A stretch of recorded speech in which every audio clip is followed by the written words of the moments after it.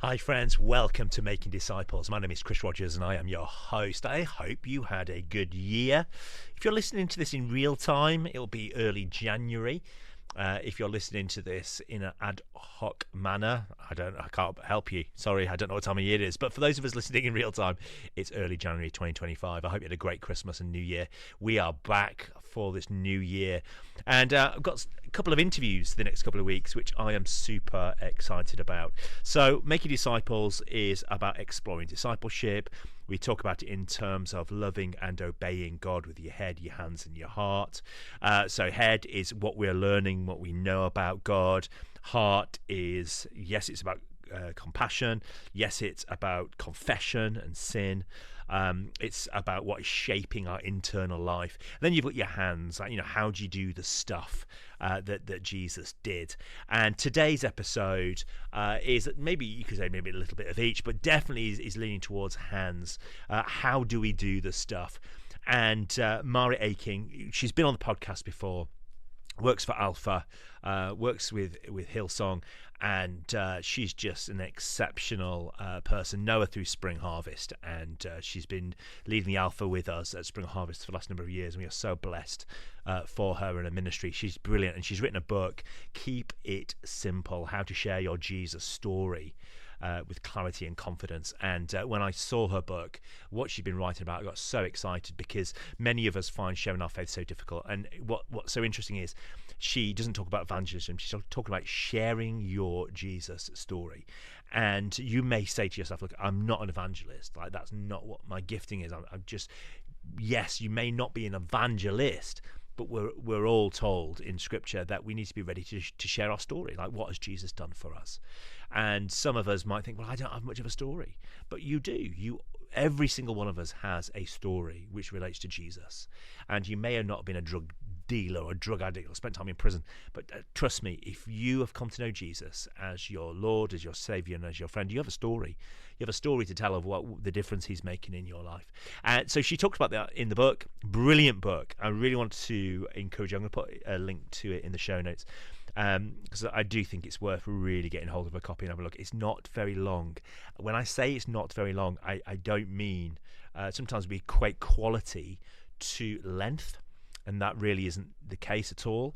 Some of my favourite books that I've ever written by Tom Wright, Rowan Williams, all very short but to the point. And that's one of the great things about this book. It's nice and short, but it's to the point.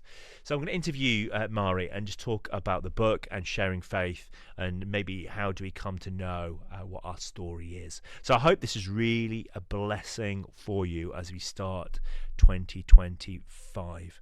Friends, if there's anybody that you'd like to hear me interview, let us know. Sometimes if I can approach somebody and say, hey, one of our listeners would love me to interview you, people love that. So let me know if there's anybody you think you would like me to interview on the podcast. I'd love to hear. Anyway, let's jump in. A conversation with Marie about keeping it simple.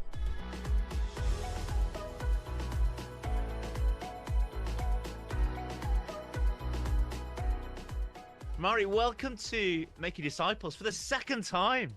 I know, what a privilege you've had me back. Thank you.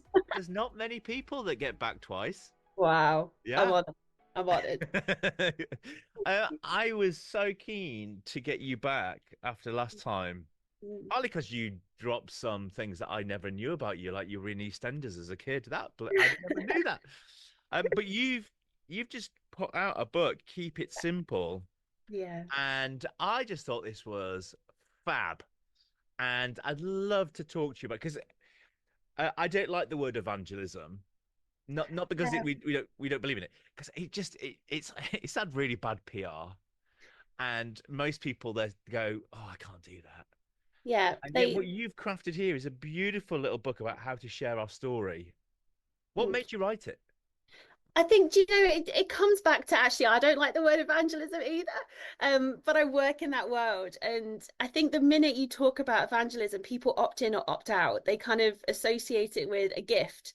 And it's like, I either have it or I don't. And it's actually everyone's commission to go and share the good news and make disciples, as we all know. And part of that comes with, how do we relationally talk about our faith? And I think I created it for a couple of reasons, Chris. So let me share them. I mean, obviously, I've been working in the world of evangelism for coming up to a decade now, a little bit longer with other organizations, and I have seen people really struggle with getting from A to B, getting from I really want to see my friends and my family, know Jesus the way I do, but I just don't know how to do it, and I don't know what to say. And then it's getting over this big barrier of fear. And then you throw the word evangelism in the mix, and it's like, well, totally opting out. Other people are just better than me at Mm, doing this. And I think I've always had an itch to want to put something in that space to really equip people. But then, kind of post COVID, people's worlds really shrunk, people's confidence really took a hit. And I think churches, particularly, again, kind of with the work that I do, I get to see that kind of national scale of what the church is up to. They kind of had to go really kind of back to basics again and really teach people just how to do rhythm in life, how to kind of be back in community, how to, pray, how to worship, how to be in each other's homes and spaces, that just the idea of even sharing Jesus kind of went on the back burner. And every church leader I speak to, they're spending their time and their really precious time that they have in front of their congregations um, doing other things. And I wanted to provide a resource that would really be a gift to mm, a church leader, to say, hey, put this in the hands of your congregation. This takes care of the how. So you can really cast the vision of the why. You can mm, spend your precious time in front of your congregation, talking about why we do what we do. And this takes care of the how we do it. mm, And so it kind of came in two directions. I've kind of seen the need for it for a while, and then I felt like the time was right now, just to help really build the confidence. And it's everybody's role, everyone's responsibility to be able to mm, share Jesus in a way that is natural, authentic, and real. So my hope is that this becomes a real gift to church leaders, where they're able to really roll it out to their congregation so that mm. every single person feels like they can say, this is why I believe in Jesus, because this is how he changed my life. Yeah. In some way, I wish I'd got this 4 months ago. We just did a whole thing with our small groups at church where people were invited to share their testimonies. Oh, And amazing. we kind of give them a little bit of an outline. We said, share your testimony because if you can share it with your small group, Yeah. then you'll be Yeah, yeah, able to practice sharing it then with someone else. And it was so simple, isn't it? Sharing our stories, yeah. but we think evangelism is uh, more about debating Mm, faith mm, than we mm. do sharing faith. And I think when Yeah, we debate, we feel like we need to know the answers because I'm going to get quizzed on what yeah, I say, and then we yeah. panic. Whereas actually, what we're saying, it really comes out of Acts, doesn't it? When Jesus says, "You will be my witness." Good. The whole thing about being a witness is we're just going to tell what we'd seen. We're not going Yeah, to make it up. We're not going to try and argue with somebody's corner. We're just going to tell people this is what I've seen, and yeah. therefore, it is as simple as telling stories. Yeah, it is. And that's why the third chapter is called You Know the Answer, is because I'm trying to address this idea of you don't know every answer, but you know the answer, Jesus. Yeah, And our job is really to signpost people to him. And that's why the story is rooted in the narrative of the woman at the well, who basically signposts everybody from her village, her town, back to Jesus, yeah. through her story, her transformation. And that's kind of the route, the direction I take people on when they read the book, is that actually you don't need to know everything. You just need to know your story, know it well, back to front, sideways, so you can tell it and retell it over and over again. But Jesus, the answer. And that's all you need to signpost people to. And that's why I Yeah. love the story of the woman at the well. That's why it captured me so much to write this and kind of do it through her narrative. So tell us a little bit more about that. Mm. When you say you loved her story, you wanted to use it as narrative. Tell us, some people might not know her story. Yeah, sure. So give us an idea of her story and actually how did you use it? Yeah, so John Fawn, beautiful account where the woman at the well, she's coming midday to get her water. She's going midday because she's been rejected and isolated by her community because of her lifestyle. And there at the well, there is Jesus. He's done a detour, but we know nothing's a detour with Jesus. And they have this incredible conversation where Jesus kind of tells her everything about her world, about her life. And I can almost imagine it's kind of this moment of like, the walls being pulled off her eyes. She can see clearly in front of her, you are the Son of God. Um, and she has this incredible encounter. And I think what really gripped me and what really kind of made me start to love this story even more is there's a moment where she's had this realization that she's speaking to the Son of God, and the disciples come back to the well and they say, like, why is Jesus talking to this woman? And Jesus goes, and Jesus is like, leave me to it. And then she runs back to her village. And it was this realization that stood around the well was the Son of God, men who are used to being articulate and talking about Jesus, and her. But she realized that in that moment, there was no better person to talk to her people other than her. She didn't ask Jesus to go into her village. She didn't ask these men to go back to her people. She dropped her water jars and she ran back to her people and she told her story. And I think that moment was what really gripped me to kind of unpack like every verse. Because it just made me realize that nobody is better at telling your story than you, regardless of your circumstances. She was Mm. she was isolated. She wasn't liked. People didn't listen to her, but none of that mattered because she had a radical encounter with Jesus. She's a woman in that era. We know that carries no authority yet because she had spiritual authority because she met the Yeah. Son of God. She knew she was the right person to talk. Like I think it just captured me. And it made me realize if she can drop her water jars in the presence of Jesus and men who are, speakers and teachers and run to her people, then we can all drop our water jars and run to our people too and talk about our encounters. And yeah, from there, I was hooked, Yeah. absolutely hooked. And I kind of unpacked the whole story Yeah. kind of verse by verse, and really kind of look at how did she respond? What did she say? How did she react? What does she do to signpost people and actually really kind of get under the skin of the story. And I end it, I mean, I'm giving all of this away now. But I end it with the fact that it says many people believed.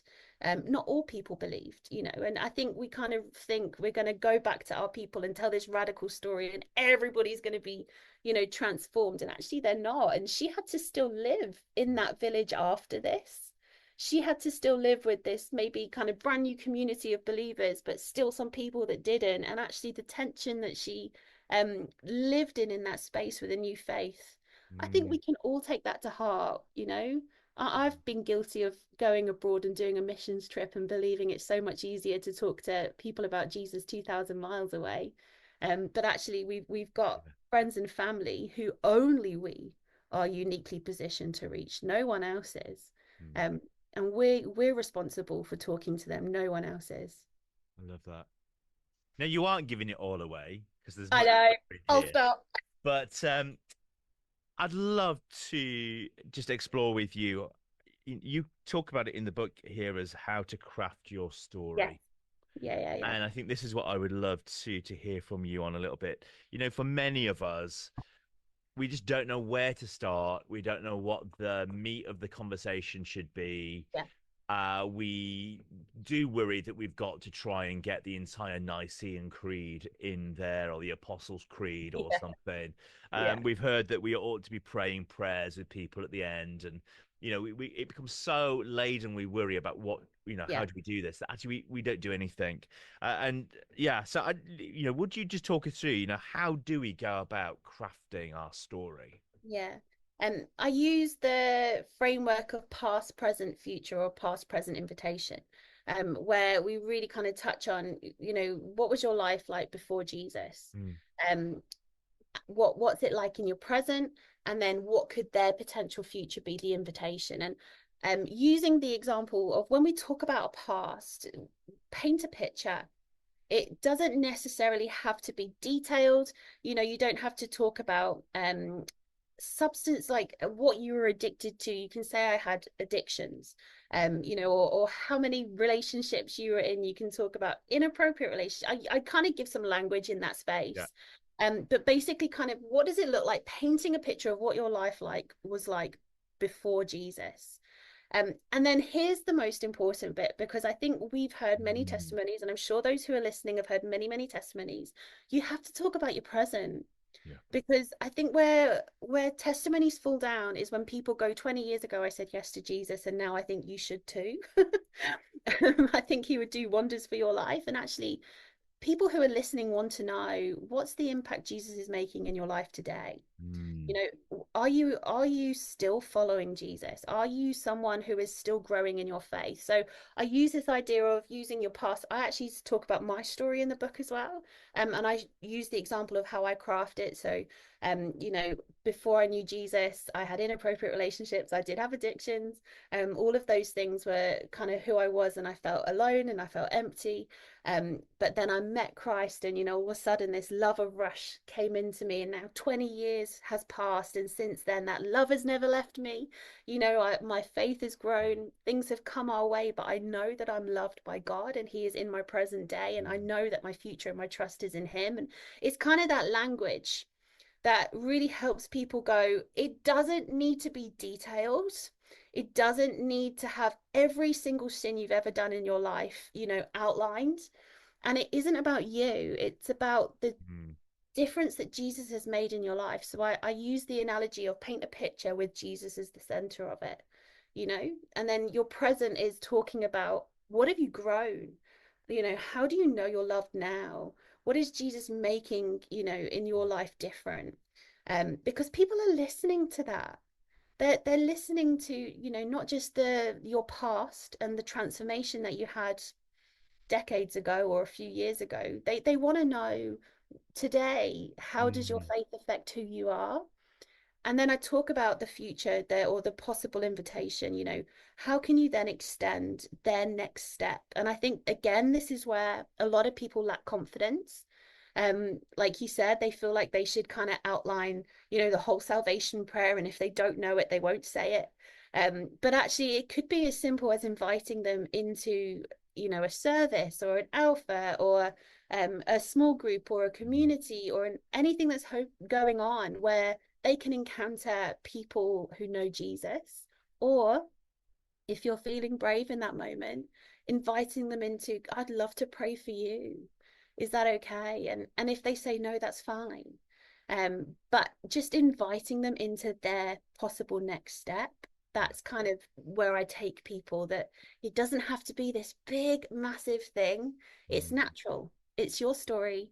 And their next step can be as simple as, I'd love you to come to this with me, or I'd love to pray for you, or I'd love to meet up with you next week and hear your story, or something like that.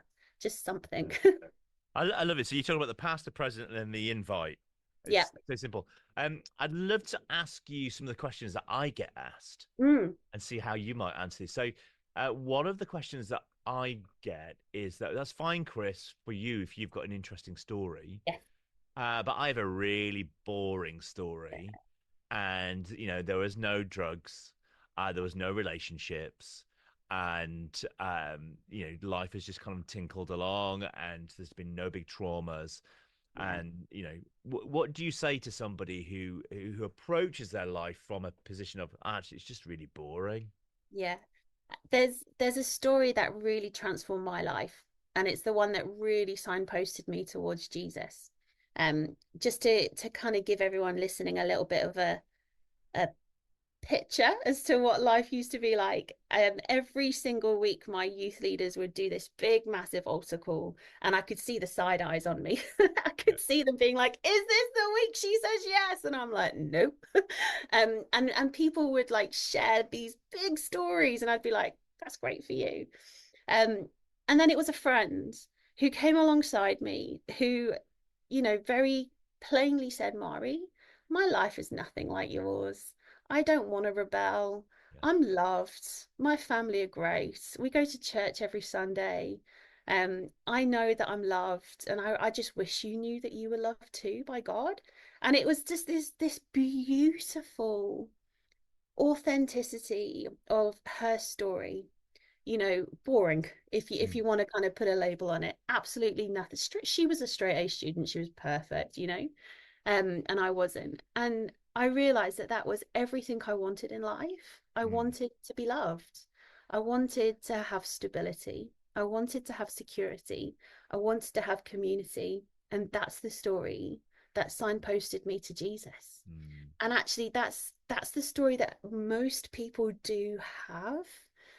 When we look at our church congregations, many people have grown up in secure homes, or they've grown up within the church and they've known God all their life. Or I appreciate not that is yeah, everyone. yeah. That is the majority of people I'm talking to, at least. And their story, they've got no idea the impact their story can have. Mm, That was the story that transformed my life. yeah. You just don't know what people need to hear. You just don't know what people are craving. The longings of their heart. What you say could be exactly what they need to hear to signpost them to Jesus. So as long as we make nothing up, we give our real truth of what's, our life is like, and we share it well. Yeah, Mm. every story has massive impact. Yeah. We forget, don't we, that so often we think that everybody's life is filled full of these major highs and major lows. There are Mm, many people who are living in the UK and in Europe and further afield whose lives are just you get up, you go to work, you yeah. do what you need to do, you come home, you look after your family, Mm, you go to school, whatever it is, you just get on. That's where yeah. most people are living their lives. And Yeah. I've got friends who've got amazing testimonies that involve shotguns and dealers and robberies. And actually, when I hear their stories, I go, "Great," but that's not my life. No, It's not, not at all. So actually, the normal mundane is Mm, really important. The one thing I say to people is, just dig a little deeper because your story does have those moments where you've cried out to God, those moments where you've said, God, I'm praying to you now for something. mm, If you were just to pause and reflect a little bit, there probably is some moments where you've said, Lord, show up. I need you to show up. So it's the whole witnessing thing, isn't it? And you is. might think that your story's boring, but that moment when you prayed for somebody and that miracle happened, or that just that little thing happened, they're the things we're witnessing to. Yeah, So we don't absolutely. need the big. Actually, we just need where God showed up in our story. And also you're present, Mm, like the fact that you know that you have a hope and a future, the fact that you know that you're never alone because God is with you, the fact that your eternity is secure, like all mm, of these things, that that you forget that wow. they really speak into people that are lost, that are lonely, that um are worried about Yeah. what's happening in their life, that feel hopeless, that feel purposeless. Like you Mm, just don't know what is going on in someone's heart, and yeah. you know more than you do, I think is what I really wanted to kind of get to in this book, Mm, is that you really do. I love that. Can we talk about the present? Um, Yes. I don't know past a little bit, but the present. So in the present, you're talking about, what's it like now with God? Yeah. And there are some people who do seem to still say, I just don't know what difference God has made in my life because he's always been there. I just don't know. Yeah. How would you, well, how would you coach somebody who was maybe, I don't really know, or, I've always been a Christian. It's always been like this. How would you coach people to just unpick that a little bit so they can see what the difference God has made?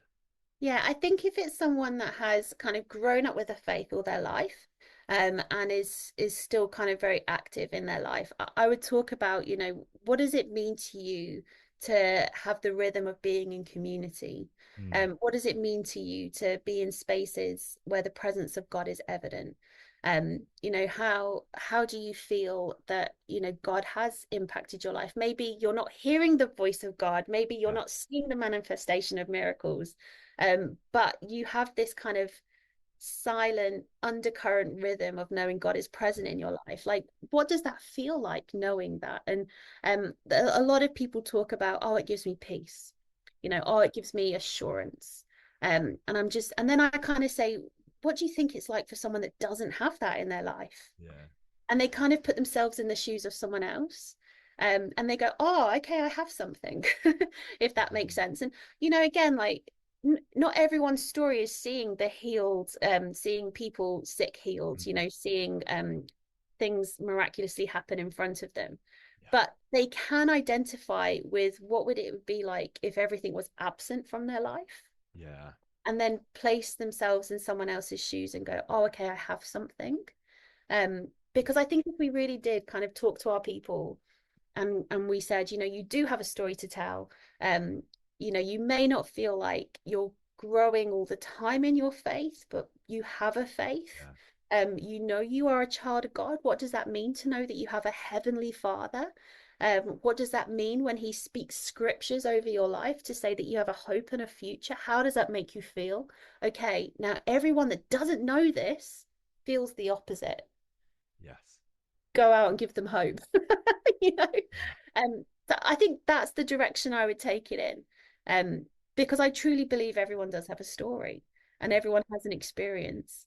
Everyone does have a past and a present in some capacity, Yeah. um and you just don't know what people need to hear. I was having coffee with a friend recently, Mm. and she, did say to me, Chris, I don't know what God's doing in my life, and I'm sat there going, how can you say that? Like, this is somebody who went on the Alpha course years ago and actually came to Wow. faith, Yeah. and comes from a background that is not Christian. I don't want to give too much away because it's not my story, but they're not from the UK. They do come from another global religion, Mm. and I don't really know what, I can't see how Jesus is making much difference. And I had to slow her down and I said, look, can I feed back a few things? Yeah. And I suddenly realized that actually sometimes we do need each other to no, actually, this is the difference this is making. Can't you see this? And I Yeah. think when we were doing our testimonies in our small groups, it filled me. On the book cover, you talk about clarity and confidence. Yeah. Actually, the more I heard others tell their story, the more it gave confidence to me as well. Because it's, oh yeah, your story is amazing. Your story is amazing. Um, and actually, sometimes you need others to go, hang on, but you didn't say this bit. Yeah. The members of my group who I'd forgotten some key bits of their story, and I was like, no, but you didn't mention this thing that I know about. Yeah. Yeah. And so, Absolutely. maybe something around, if you're wanting to work out how to tell your story, and you think it's either boring or you can't see the difference Jesus is making, having somebody else reflect back to you can be really, really good, can't it? It's like coaching each other. Practicing with one another is just Yeah, the best thing to do, because before you go and tell your story to someone else, definitely tell it to someone, a yeah, friend first, to get their feedback and even time one another, like, how long did that take, because I think short and sweet is great. People's attention spans are quite short these days, so if you can concisely tell your story well, is brilliant. So even having a friend that isn't just kind of listening out for inconsistencies, or actually, I know this about your story you didn't mention, having someone there with a kind of yeah, stopwatch to be like, that took you 18 minutes. yeah. Let's Yeah. bring it down. That's super helpful. So yeah, that's the book and the series as well. Like, they are designed to be standalone, but within community too. So within group settings as well, Yeah. because I do think we sharpen each other. Iron sharpens iron. Like, the minute we can get alongside one another and build confidence in each other, we're ready to go, aren't we? I'm going to ask you about the series in a minute Mm, because I want to know more. Can I ask you one last question about the please. invite? So, it seems to me that the invite is the win.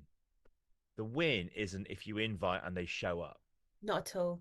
And I think for many of us, the win is I invited that person.